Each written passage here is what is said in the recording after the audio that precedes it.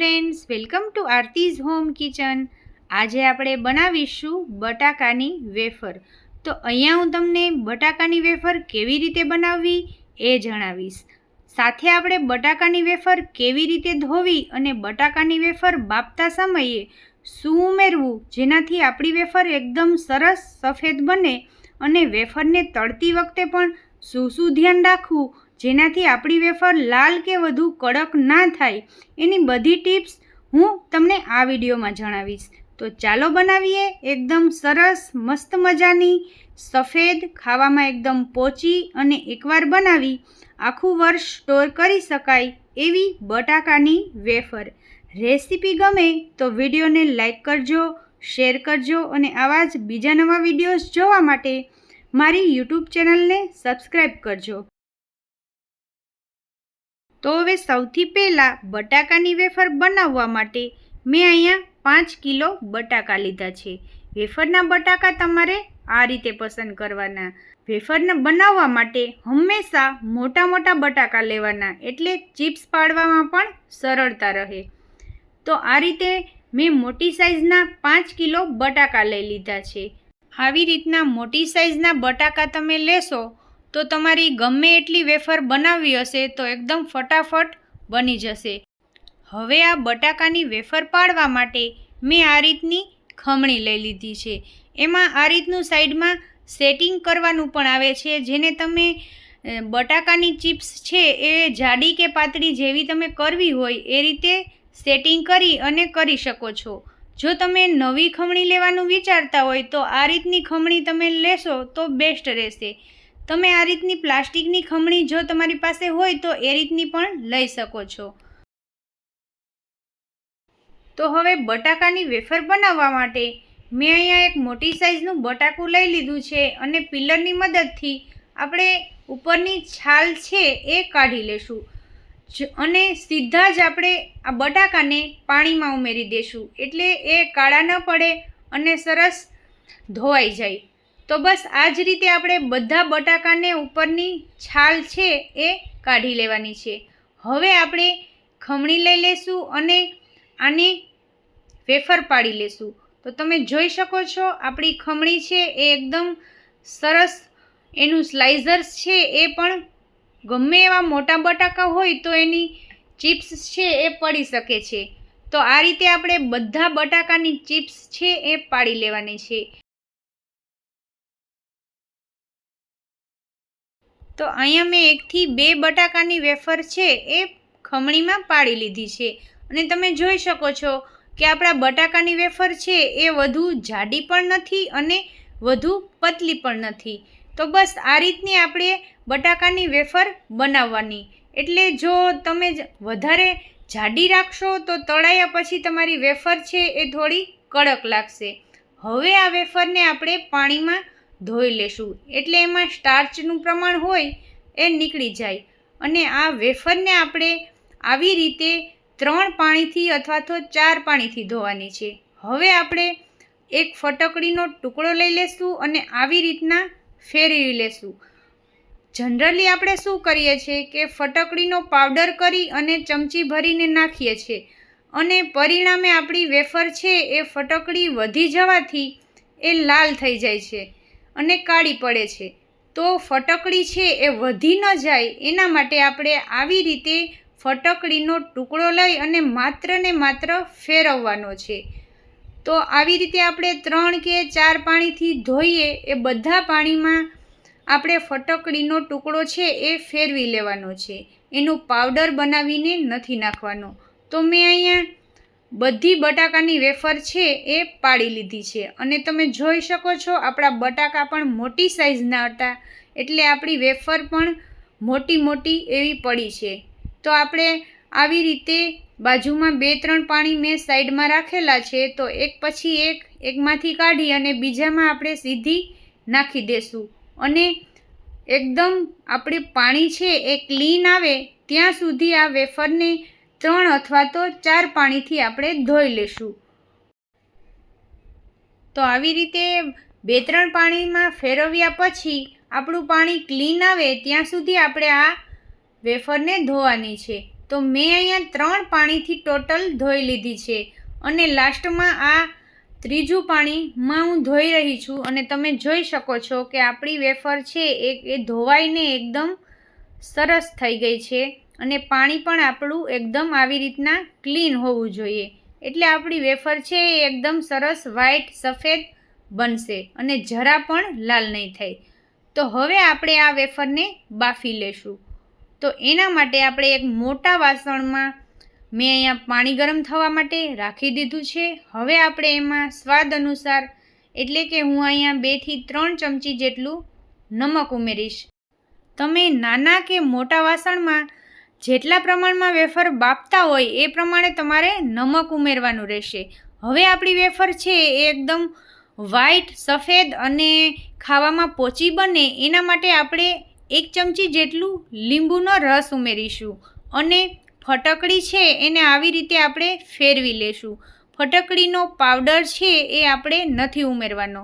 Generally આપણે શું કરીએ છીએ કે ફટકડીનો પાવડર ઉમેરી દઈએ છીએ 1 ચમચી જેટલો અને ફટકડીનું પ્રમાણ છે એ થોડું વધી જાય છે અને પરિણામે તળતી વખતે આપણી વેફર છે એ લાલ અને થોડી કાળી પડી જાય છે અને ટેસ્ટમાં પણ થોડી કડવી લાગે છે. તો આવું ન થાય એના માટે ફટકડીનો ટુકડો લઈ અને માત્ર ને માત્ર આવી રીતે ફેરવવાનો છે. હવે આપણે આ ગરમ પાણીમાં બટાકાની વેફર છે એ ઉમેરી દેશું અને 5 થી 7 મિનિટ માટે આને ઉકળવા દેશું, એટલે આપણી વેફર છે એ સરસ બફાઈ જાય. તો આમાં સમાય એટલી વેફર મેં ઉમેરી દીધી છે અને અત્યારે મેં અહીંયા મોટા વાસણમાં આ વેફર છે એ બાફવા માટે રાખી છે, તો મેં એ પ્રમાણે જ અહીંયા બટાકાની વેફર ઉમેરી દીધી છે. તો હવે 5 થી 7 મિનિટ પછી આપણી વેફર છે એ લગભગ બફાઈ ગઈ છે. તો આ રીતે એક વખત ફેરવી અને આપણે એક વેફરનો ટુકડો લઈ અને ચેક કરી લેશું કે આપણી વેફર છે એ બફાણી છે કે નહીં. તો લગભગ 7 થી 8 મિનિટમાં જ આપણી વેફર બફાઈને તૈયાર થઈ જશે. પછી એ તમે તમારી ગેસની ફ્લેમ ઉપર અથવા તો તમે વધુ પ્રમાણમાં બાફો છો કે ઓછી બાફો છો એ પ્રમાણે સમય લાગશે. તો હવે 7 થી 8 મિનિટ પછી આપણે આ રીતે નખ ભરાવી અને ચેક કરીશું અને જોઈશું કે આપણી વેફર છે એ બફાઈ ગઈ છે કે નહીં. જો બફાઈ ગઈ હશે તો તમે એમાં નખ ભરાવશો તો એકદમ આસાનીથી ખબર પડી જશે કે આપણી વેફર બફાઈ ગઈ છે કે નહીં. અને આ રીતે તમે એને ટુકડા કરીને જોશો તો પણ તમને ખબર પડી જશે કે આપણી વેફર બફાણી છે કે નહીં. જો વધુ પ્રમાણમાં બફાઈ જશે તો એના ટુકડા થવા માંડશે, તો વધુ કાચી પણ નહીં અને વધુ એકદમ પાકેલી પણ નહીં, એ રીતની આપણે વેફર બાફવાની છે. તો અહીંયા આપણી વેફર છે એ લગભગ 7 થી 8 મિનિટમાં બફાઈ ગઈ છે. હવે આપણે આને બહાર કાઢી લેશું.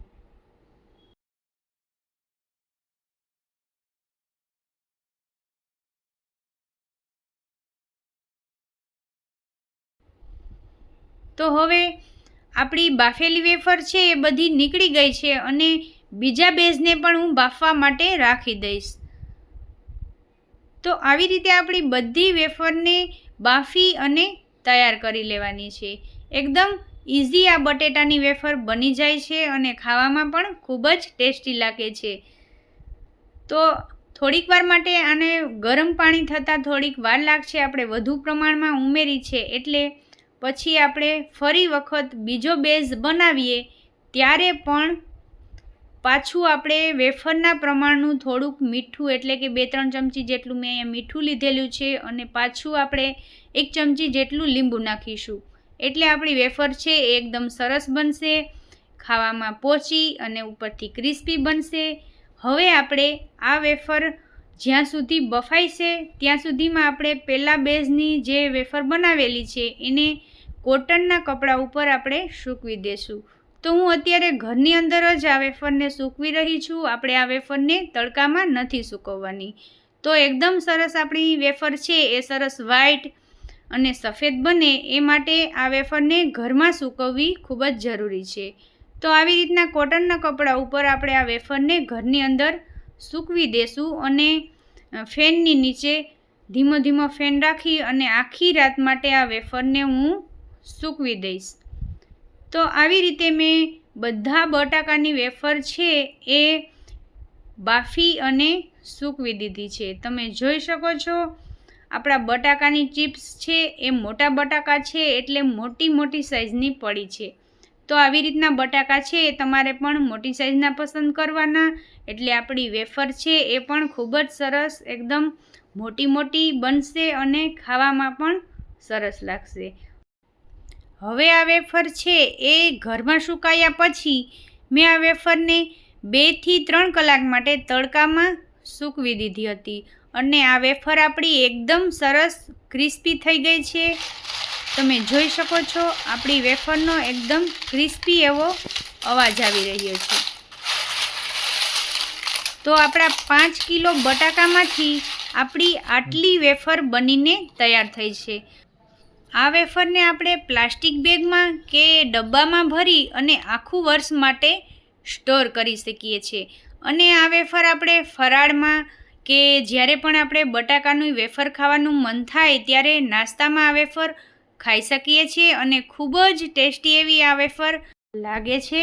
તો હવે આ વેફરને હું તમને તળીને પણ બતાવું. તો તળતી વખતે પણ આપણે એક વાતનું ધ્યાન રાખીશું કે આપણું તેલ છે એ ઓછું ગરમ હશે તો આપણી વેફર છે એ ખાવામાં વધુ કડક લાગશે. એટલા માટે આપણે આ વેફરને એકદમ સરસ તેલ ગરમ થઈ જાય પછી આપણે થોડી થોડી વેફર ઉમેરી અને આપણે આ વેફરને તળવાની છે. અને વેફર નાખ્યા પછી એક વખત વેફર ફૂલી જાય એટલે તરત જ આ વેફરને આપણે ઉપર લઈ લેવાની છે. આ ગરમ તેલમાં આપણે ફૂલી જાય પછી આપણે વેફરને ફેરવા નથી રાખવાની. આ વેફર છે એ તમે ગરમ તેલમાં ફેરવ્યા રાખશો તો પણ થોડીક લાલ અને કાળી થઈ જશે, એટલે ફૂલી જાય એટલે તરત જ વેફરને ઉપર લઈ લેવાની છે. હવે આપણે આમાં ઉપરથી લાલ મરચું ભભરાવી અને આપણે આને ખાઈ શકીએ છીએ. આ વેફર ખાવામાં ખૂબ જ ટેસ્ટી બને છે. આ વેફરને આપણે ફરાળમાં, નાસ્તામાં કે બાળકોના લંચ બોક્સમાં કે પછી આપણે હલકી ફૂલકી ભૂખ લાગી હોય ત્યારે આને નાસ્તામાં પણ ખાઈ શકીએ છીએ. તો અહીંયા આપણી એકદમ મસ્ત મજાની સફેદ ખાવામાં પોચી અને ઉપરથી ક્રિસ્પી વેફર બનીને તૈયાર થઈ ગઈ છે. અને આ વેફરની રેસીપીનો વિડીયો તમને પસંદ આવ્યો હોય તો ચેનલને સબસ્ક્રાઈબ કરજો અને મને કમેન્ટમાં કહેજો કે આજની રેસીપી તમને કેવી લાગી. વિડીયો પસંદ આવ્યો હોય તો વિડીયોને એક લાઈક કરજો અને ફ્રેન્ડ્સ ફેમિલીમાં શેર કરજો. ફરી મળીશું એક નવી રેસીપી સાથે. Thank you.